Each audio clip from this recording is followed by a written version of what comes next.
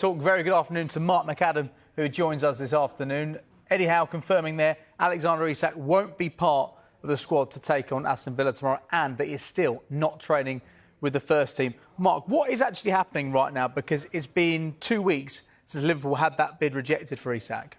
Well, ultimately, as Eddie said there, everything that goes on behind closed doors stays behind closed doors, and these are private matters between the football club, Alexander Isak and his representatives, and of course Eddie Howe. Ultimately, Eddie's spelt it out there. He wants him to be in the squad, he wants him to play, and he wants him to continue his football at Newcastle United. Now, we understand that Alexander Isak's desire to leave the club, explore his opportunities this summer, has resulted in Liverpool putting in that offer, like you say, a couple of weeks ago. But since then, there's been no second offer, there's been no further dialogue, and Alexander Isak has continued to train on his own. So the situation is not a healthy one, it's not a happy one. But I think with every day that passes, Alexander Isak still remaining at Newcastle United means that there is a greater chance that he will still be at Newcastle United on September the 2nd. I think some of the things that have happened over the last few weeks have been really tactics that agents use to try and force the selling club's hand, try and engineer a move, the noise in the media, the speculation day to day, the traction that this has gained on social media. Some of the posts attached to some of these stories with regards to Alexander Isak have been going over 20 million views, 20 million hits, because this is big business. People want to know what's going on. There's two football clubs at the centre of this tug of war, and therefore there is a lot of fans talking about what's happening and what's next, and a lot of stories get written. I think the clear thing we know is he is still a Newcastle player. There is no desire for them to sell one of their key stars, someone who will lead the line in their Champions League campaign, someone that could spearhead them to the top four of the Premier League again. And the problem for Newcastle is trying to replace someone like him, as they've discovered over the course of this summer. He's almost irreplaceable. They've tried with a number of targets, João Pedro, Benjamin Sesko, Liam Delap. They couldn't get any of these deals over the line for various reasons. Ekitike as well. Ekitike, another one. So therefore, how do you replace someone like Alexander Isak, who would only ever leave Newcastle if they had someone they considered to be top class? So therefore, the chance of him leaving right now, it feels like it's diminishing day by day. So the answer is there is no news, but with every day that passes, that's a good thing for Newcastle United fans because it means they've still got Alexander Isak in the building. If he is still there on September the 2nd, I'm pretty certain that all of this fractious relationship that exists at the moment will start to dissipate. They'll get on the same page. Newcastle need him. He needs Newcastle. And they can start to focus on him being in the team, scoring goals and doing what he does best. The good news for Newcastle, they confirmed the deal to sign Malik Chow earlier on this week. He may be in the squad tomorrow. Jacob Ramsey having a medical at Newcastle right now. Will those two be joined by Yoane Wissa anytime soon? It's funny, isn't it? One thing happens and suddenly fans start to say, right, does that mean that we can get the player that we want? We know there is an interest from Newcastle in Yoane Wissa. We are expecting Newcastle United to move quickly to try and engineer this deal. We know that Yoane Wissa's agents and representatives are currently in the UK at the moment.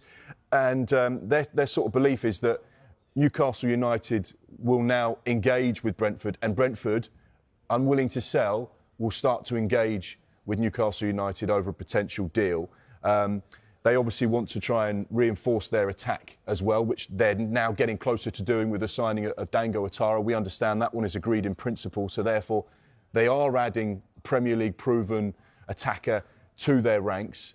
So therefore, does that now just grease the wheels to enable Brentford to say, OK, whilst we don't want to sell Yoane Wissa, we know that there is interest. He's got 1 year plus a club option on his contract. He wants to play Champions League football. He wants to earn more money. He wants to go and play for Newcastle United.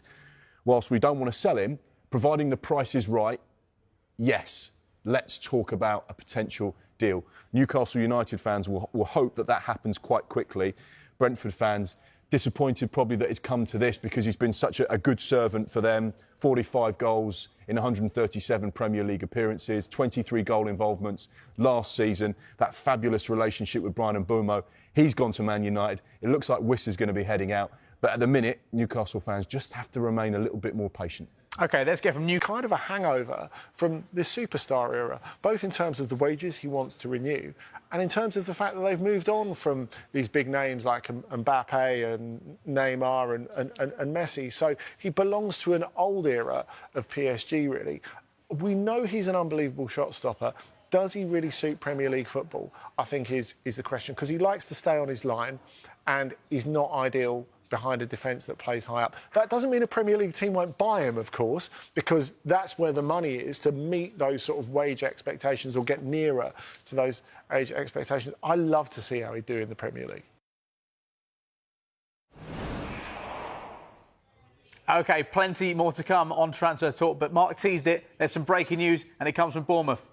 Yeah, Bournemouth fans will be excited about this one. They've been really frustrated at losing a number of players. But the latest news we have here in London is that Bournemouth are currently in talks with Liverpool over a potential deal for the 19-year-old Scottish international winger, Ben Doak. He spent last season on loan in the Championship at Middlesbrough. And there is other interest in the player as well. So Bournemouth don't have a clean run at signing the youngster. We understand that Porto and Stuttgart are also two sides interested in signing Ben Doak. Obviously, Bournemouth losing Dango Atara to Brentford as well. They're in the market to try and recruit in those wide attacking positions. And this is a player, James, who I think is outstanding, someone that has a lot of potential. I watched him a number of times in the Championship last season. He's really clever on the ball. He's got a lot of pace and energy. He knows where the back of the net is. He provides a constant threat. And he's technically very good as well. He's probably one of those players that Liverpool, whilst they wouldn't want to lose him at this stage in his career, they'd be open to allowing him to move because the fee is going to be quite sizable. Liverpool have rejected some decent offers for Ben Doak over the course of the last 12 months or so. Middlesbrough would love to have taken him permanently, but they just couldn't get anywhere near the types of figures that Liverpool would be requesting. So, yeah, a little bit of news into us at the moment. One to keep an eye on. Premier League interest, teams in Europe interested, but at the moment it's Bournemouth that are leading the talks with Liverpool over a deal for Ben Doak. And you think the talks may continue today at Anfield with Bournemouth travelling to Liverpool on Sky Sports this evening? Some boardroom chatter. Staying with Bournemouth, how do you think they'll be feeling making the trip up today? Because it has been a summer of turnaround, a real changeover when it comes to the back line in particular. Yeah, well, obviously, of the 5 players in the back line, if you include the goalkeeper, only one of them is still at the football club. They've lost Milos Kerkez to Liverpool. They've lost Dean Howson to Real Madrid. They've lost Ilya Zabani to the European champions PSG. And Kepa's gone back to Chelsea and then to Arsenal. They've replaced all of those players, bar Dean Howson. So it's going to be a new look back four for Andoni Iraola tonight at Anfield in the opening Premier League game of the season. I should imagine that Bofodo Diakite, whilst he hasn't played any pre-season matches with Bournemouth, he has had a few training sessions. He will certainly be in the squad. There's a very good likelihood that he will actually play alongside Marcos Senesi tonight. Be interesting to see that Bournemouth line up a little bit later on. But whilst there is a lot of frustration, there's still a lot of talent. Anton Semenyo signed a new contract. They've shaved a few players off the wage bill as well. Neto's gone back to Brazil, Mark Travers to Everton. And I think there's still more business to go for Bournemouth. We know that they like Amin Adli at Bayer Leverkusen. We know they like a winger at Midtjylland. And, of course, Ben Doak potentially could be going in there. And there'll be more departures as well. So whilst there's a lot of turnover, I still think there's a really good core of good players there. Just quickly, 17 days left of the transfer window, just a few hours until the start of the Premier League season. Who urgently needs to act now because they've not done a huge amount of business so far? Well, I think it's the teams in the middle run. The teams that finished sort of mid-table last season are the ones that have struggled. Newly promoted have been active. Teams at the top end have been active. But these sides are the ones that probably need to do the most amount of business. We know that Marco Silva's frustrated. Crystal Palace have had that cloud hanging over them about what type of European football they'll have. Now that that's sorted, hopefully they can go into the market. Bournemouth, one or two more maybe in the next few days. We know that Aston Villa are restricted with what they can do financially. Wolves, again, very quiet. So all these sides, I'd imagine, will be quite active over the next 17 days or so. Mark, thank you very much for now. Transfer Talk, we're back next Monday at 12 p.m. But coming up next on Sky Sports News is Total Football. We'll be hearing live from Mikel Arteta, Ruben Amorim and Nuno Espirito Santo as Nottingham Forest close in on 4 or maybe 5 new signings, plus Unai Emery, David Moyes, Vitor Pereira, Daniel Farke and Oliver Glasner coming up for you from 1 p.m. And don't forget, the Premier League gets underway tonight, live on Sky Sports.